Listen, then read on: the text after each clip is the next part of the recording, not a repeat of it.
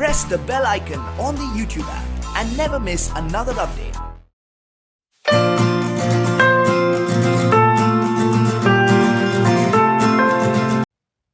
Hello friends, welcome to Finish Educare. Welcome to the 8th chapter of 10th Maharashtra State Board Geography. The 8th chapter is Economy and Occupation. So in this chapter we will study what are the different economic activities that are carried out in India and Brazil, and what are the different occupations that people are following. We will see what are the how many people are involved in agriculture, how many people are involved in mining, fishing. So there are different activities that are carried out in India and Brazil. So we will study about this. So basically we will study about the economy of both the countries. How many people are working in agriculture, how many people are working in industries, how many people are working in service sector. So we will study about this. See, first we will compare India and Brazil with America. See, India and Brazil both are developing countries, and America is a developed country. So we will compare. So what is the criteria for comparison? Criteria is gross national income. So what is the meaning of gross national income? Gross national income means total income of the country. How much money or how many goods and services that are produced in a country. Suppose we take example of India. अगर India का example लेते हैं तो India में कितना पैसा produce होता है, कितना गुड्स एंड सर्विसेज प्रोड्यूस होता है, कितना वैल्यू का गुड्स एंड सर्विसेज प्रोड्यूस होता है, ये ऐड करेंगे. और अगर इंडियन आदमी का अगर कहीं बाहर इन्वेस्टमेंट है, कहीं बाहर उसका कोई बिजनेस है, तो वहां से कितना पैसा उसको मिल रहा है, क्योंकि जो भी बिजनेस है वो वापस इंडियन आदमी को ही मिलेगा. सपोज अंबानी का बिजनेस है दुबई में, तो दुबई से जो भी प्रॉफिट मिलेगा वो वापस इंडिया में आएगा, अंबानी के पास आएगा. So gross national income is the income और the money that is generated in India. India में जो जनरेट हो रहा है, और इंडिया के आदमी का अगर बाहर कहीं इन्वेस्टमेंट है, बाहर कहीं कोई प्रोडक्शन यूनिट है या क्या फैक्ट्री है, तो वहां से कितना प्रॉफिट मिलता है. सो दैट इज जीएनआई और gross national income. So from 1960 to 2016, so we will study how much was India's national income and how much was Brazil's national income, and we will compare it with America's national income. So the figures are in $1 million US dollar. So if you see 2016, so 2016 में America का it is near 1900 US dollars, million US dollars. If you take example of if you take India, so India's income is more than Brazil. Red color is India and blue is Brazil. So India's income is more. So India is much richer as compared to Brazil. Brazil का GNI, gross national income, is less as compared to India. But if you see America, that is a developed country, इसका बहुत ज़्यादा है as compared to India and Brazil. So if you calculate this, see, India's national income is more than 200, around 200, more than 200. If you take 210 million US dollars. Brazil का देखोगे तो कम है, it is around 180 और 190 US million dollars. So minus करेंगे तो around 200, around 20 US million dollars का फर्क आता है. So India and Brazil. So India is more richer as compared to Brazil. But America is very much richer. It is in thousands. So if you compare three countries, both India and Brazil are at equal level. India is somewhat richer than Brazil. But if you take America is very richer because America is a developed country. See, then we will see what are the different sectors. What are the different sectors and who is handling that sectors. कौन मालिक है उस sectors का. If you talk about banking, so in India, banking is under the control of both private companies and government companies. See, government companies को public companies बोलते हैं. public own करता है मतलब government own करता है. private मतलब private individual own करता है. See, इंडिया में public banks भी है और private banks भी है. If you take example of ICICI Bank or HDFC, Citibank, these are the private banks. And SBI, Punjab National Bank, these are the public banks or government banks. So दोनों type के banks हैं India में. Public banks भी है. So banking is handled by public and private both. If you take example of railways, so Brazil में private and public both of them are owning the railways. दोनों का railways है. लेकिन India में majorly Indian railways है या फिर government का railways है. So in India, private and public both are there, but the railways are largely public. ज़्यादा करके railways public का है. Public मतलब government का है. See, if you take example of Mumbai metro, Mumbai में जो मेट्रो है उसका ज़्यादा शेयर रिलायंस के पास है. So it is somewhat private. But if you take entire India, पूरे इंडिया का बात करेंगे तो most of the railways are owned by our government. So it is largely public. Then airways में भी दोनों है. एयर इंडिया भी है, जेट एयरवेज भी है. जेट एयरवेज मतलब पब्लिक नहीं है, ये प्राइवेट कंपनी है. लेकिन एयर इंडिया क्या है, ये पब्लिक कंपनी है. So both of them we are having. In Brazil also private and public both of them are there. Then election, electricity भी इंडिया में प्राइवेट भी प्रोड्यूस करता है और पब्लिक भी प्रोड्यूस करता है. पब्लिक मतलब गवर्नमेंट भी प्रोड्यूस करता है, बट लार्जली पब्लिक है. सो इंडिया में भी लार्जली पब्लिक है. If you take iron and steel, see iron and steel Brazil में देखो लार्जली पब्लिक है. इंडिया में भी पब्लिक सेक्टर के लोग भी है आयरन एंड स्टील प्रोडक्शन में, और प्राइवेट सेक्टर भी है. पब्लिक सेक्टर मतलब गवर्नमेंट है, और प्राइवेट सेक्टर मतलब टाटा का भी स्टील का प्लांट्स है. सो टाटा का भी है. सो दोनों भी है, प्राइवेट सेक्टर भी है, पब्लिक सेक्टर भी है. If you take health, see government के भी हॉस्पिटल्स है और प्राइवेट हॉस्पिटल्स भी है. सो हेल्थ सेक्टर में भी प्राइवेट भी है, पब्लिक भी है. सी पब्लिक सेक्टर मतलब होता है गवर्नमेंट जिसको ओन करता है. प्राइवेट सेक्टर मतलब जिसको प्राइवेट इंडिविजुअल ओन करता है, प्राइवेट इंडिविजुअल का मालिकी का होता है या मालिक होता है. So both of them we are having in India. Also education, we are having private schools also and government schools also. So private and public both of them are there. And telecommunication, so telecommunication मतलब जो telephone systems है, telephone का network है. So private भी है, public भी है. We are having BSNL in India, BSNL that is owned by government, MTNL, BSNL, and we are having private companies like Reliance or Jio or Airtel, Idea. These are private companies. So both of them are there in India and Brazil. So दोनों भी है.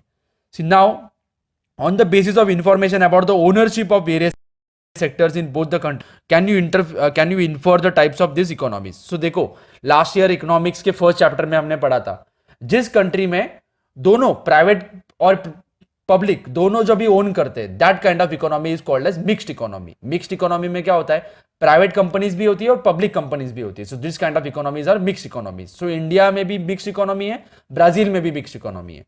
सो and economy of a country depends on the economic activities carried out in the country. You have learned that there are three types of economic activities in the country. See, जो भी economic activities होता है, जो भी काम चलता है country में, जैसे एग्रीकल्चर का काम होता है, इंडस्ट्रीज होती है, सर्विस सेक्टर होती है, जो बैंकिंग है या रेलवेज है, या टीचर्स का जो जॉब होता है, ये सर्विस देती है. टीचर गुड्स प्रोड्यूस नहीं करती है, ये सर्विस देती है. या फिर जो पोस्ट ऑफिस है, ये सब सर्विस देता है.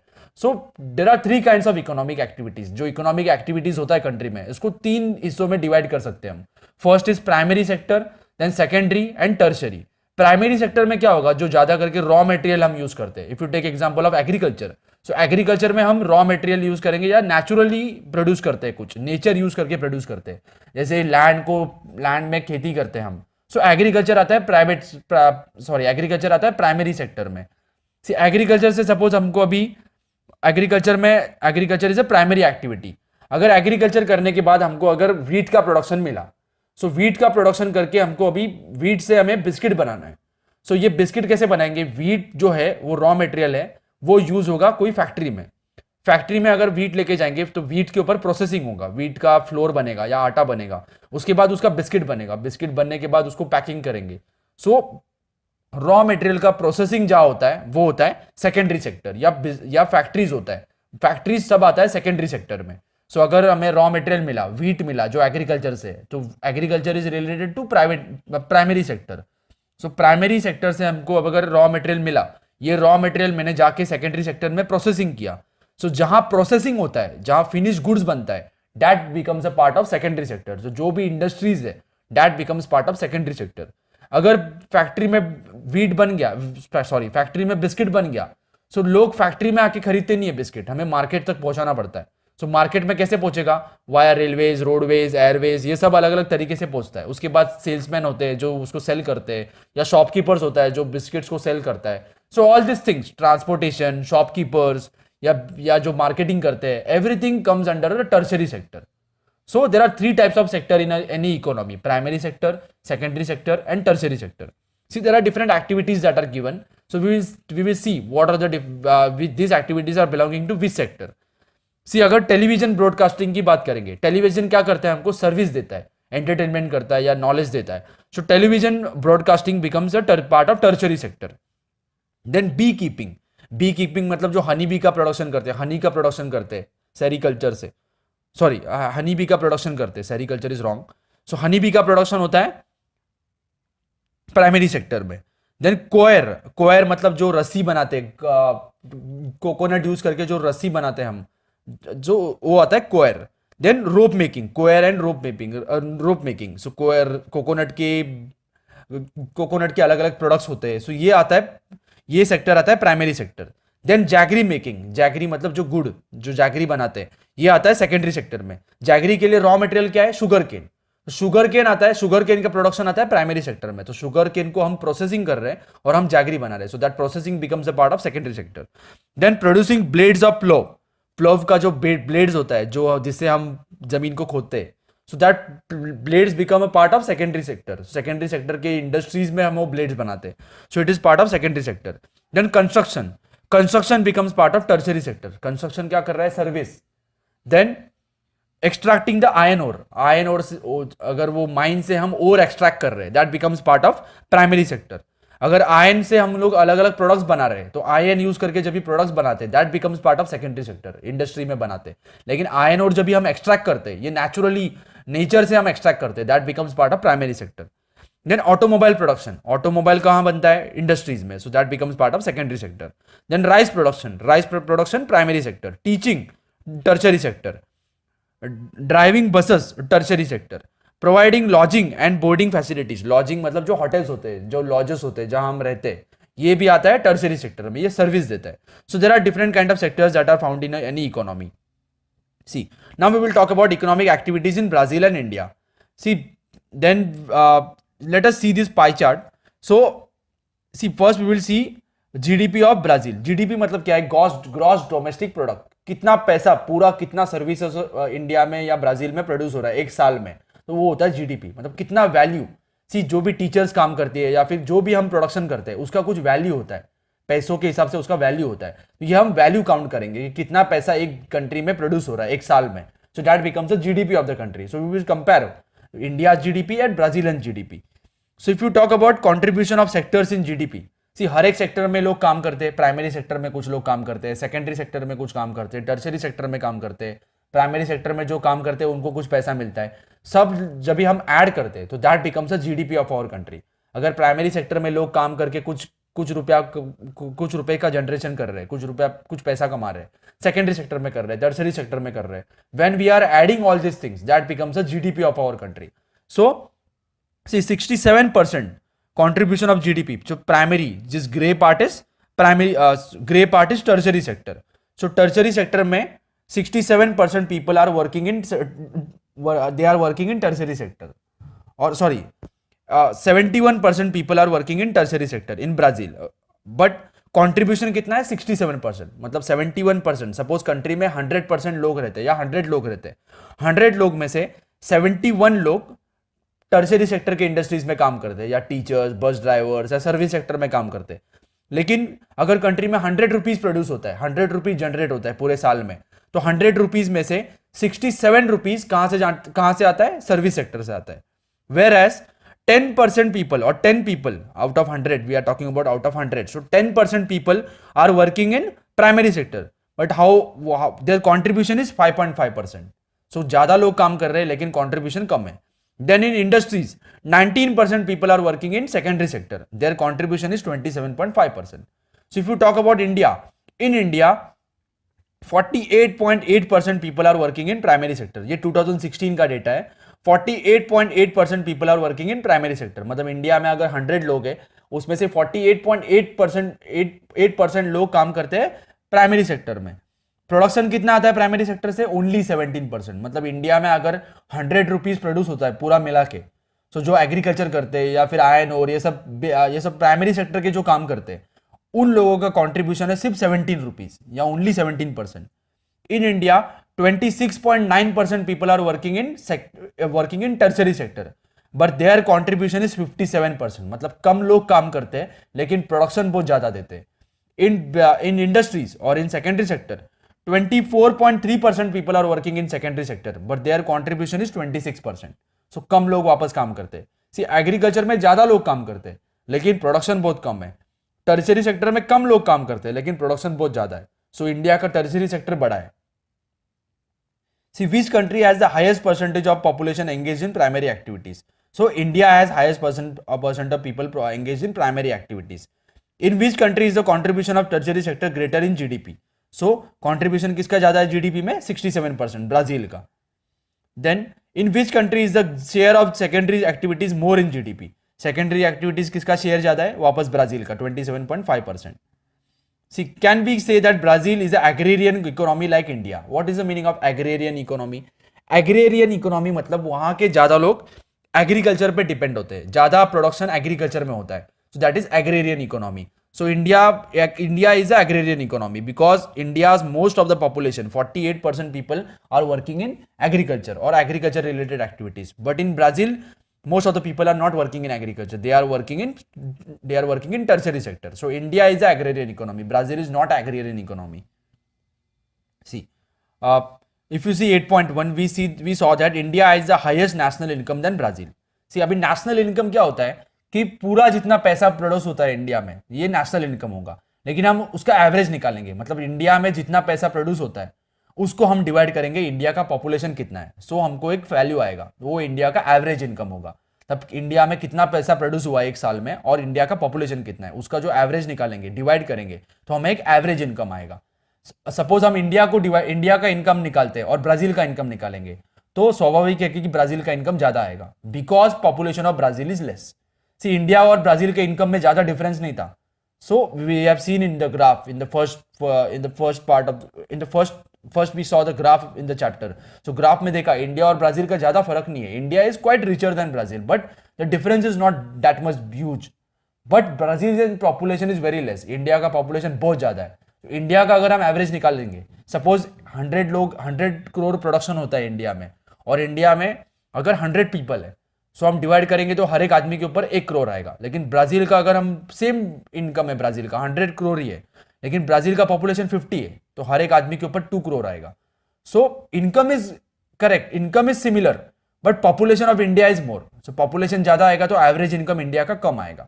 सो although the income is more of India, India का इनकम ज्यादा है, but still as India is population is more, so India का एवरेज इनकम कम आता है. वेर एज ब्राजील का टोटल इनकम कम है लेकिन वहां का पॉपुलेशन कम है, इसलिए उनका एवरेज इनकम ज्यादा है. See, Brazil is one of the world's giants of mining ज्यादा होता है ब्राजील में, एग्रीकल्चर एंड मैन्युफैक्चरिंग ज्यादा होता है, इंडस्ट्री ज्यादा है. And it is strong and rapidly growing service sector. In Brazil का सर्विस सेक्टर भी ग्रो हो रहा है. On the other hand, India is still dependent on agriculture, though service sector is also increasing in India. We have seen more than 48% people in India are working in agriculture. Most of the people are working in agriculture. लेकिन agriculture से कुछ production मिल रहा है क्या? नहीं. See, देखा हमने 48% लोग काम करते हैं एग्रीकल्चर में, प्रोडक्शन कितना हो रहा है? सिर्फ 17%. So ज्यादा लोग काम कर रहे हैं लेकिन प्रोडक्शन कम होता है. Like Indian economy, Brazilian economy is also mixed economy. We have seen India and Brazil both are mixed economy क्योंकि पब्लिक सेक्टर भी है और प्राइवेट सेक्टर भी है. दोनों गवर्नमेंट भी ओन करता है और प्राइवेट इंडिविजुअल भी ओन करता है business. Both Indian and Brazilian economies are developing countries. Their per capita income is very less as compared to the developed countries like USA. So what is per capita income? It is the average income of the country. मतलब कितना production हो रहा है country में, कितना पैसा generate हो रहा है, divided by the total population of the country. तो ये पर कैपिटा इनकम होता है. Their per capita income is very less as compare to develop countries like USA, क्योंकि यूएसए का बहुत ज्यादा प्रोडक्शन, बहुत ज्यादा इनकम है और वहां पॉपुलेशन भी कम है. It is interesting to note that India has the highest national income as compare to Brazil. So we have seen India का नेशनल इनकम बहुत ज्यादा है, बहुत ज्यादा पैसा जनरेट हो रहा है as compare to Brazil, but India population is more. जब भी हम डिवाइड करते हैं तो इंडिया का पर कैपिटा इनकम कम आता है. The per capita income of India is lower than Brazil. So can you think of the reason, यहां सीजन नहीं आएगा, रीजन आएगा. Reason for the same. So what is the reason for this? India population is more as compare to Brazil. So use the following table and make the polyline graph with the help of computer. So try to make a polyline graph. So this is the table. See, Brazil in 1960, see this is in US dollar. So 240 US dollar ये average income है, पर capita income. मतलब हम जब भी India का पूरा income कितना पैसा जनरेट हुआ, सभी लोगों ने मिलकर जनरेट को पॉपुलेशन से डिवाइड करेंगे. इसमें रिच लोग भी आएंगे, पुअर लोग भी आएंगे, सबका इनकम हम ऐड करेंगे डिवाइडेड बाय टोटल पॉपुलेशन. तो ये हमको मिलता है ग्रॉस, ये हमको मिलता है पर कैपिटा इनकम. सो ब्राजील का पर कैपिटा इनकम कितना था? $240. इंडिया का कितना था? $90. Now in 2016 it is $8,840 Brazil का. इंडिया का कितना है? $1,680. क्यों? क्योंकि इंडिया का पॉपुलेशन बहुत ज्यादा है as compare to Brazil. USA का कितना है? $56,280. So it is far more ahead than Brazil and India. because USA is a rich country and it is a developed country. The United States is a developed country. The population of the country is well educated. The country has strength of many patents. See, patent क्या होता है? कोई भी हम research करते हैं ना तो उसका पेटेंट लेना पड़ता है. ये पेटेंट मिलता है उसका कि मैंने रिसर्च किया. जब भी वो सेम रिसर्च कहीं और यूज करेंगे तो मुझे उसका रॉयल्टी मिलता है, पैसा मिलता है. सपोज यूएसए के साइंटिस्ट ने कुछ रिसर्च किया, कुछ मेडिसिन का रिसर्च किया. ये मेडिसिन अभी पूरे वर्ल्ड में जब भी यूज होगा तो उस यूएस के कंपनी को उस रिसर्च का पैसा मिलेगा. तो ये पैसा आते रहता है. सो यूएसए के पास बहुत ज्यादा पेटेंट्स है. सो पेटेंट जिसके पास ज्यादा होता है वो डेवलप कंट्री होता है, ज्यादा रिसर्च में ज्यादा इन्वॉल्व होता है और ज्यादा पैसा मिलता है उनको. Modern technology and mechanical strength is more in USA. This country is far ahead from Brazil and India in the terms of national per capita income. So per capita income is more because production is very much huge. ज़्यादा पैसा है उनके पास, ज़्यादा generate होता है पैसा और population भी कम है. India and Brazil are developing countries. These countries are progressing in the field of technological advancement, education and industry. So all these things are getting developed in India also and Brazil also. The national per capita income of the countries is low. India's per capita income seems to be even lower as India's size is very large. Size मतलब population size बहुत ज़्यादा है India का. Because of this, India's per capita income is less. So which type of occupations gives a boost to the development of country's economy? So most of the time service sector ज़्यादा boost देता है country's economy को. See, the major primary occupations of Brazil are shown here. So discuss the following points and write the observations in the notebook. See, if you see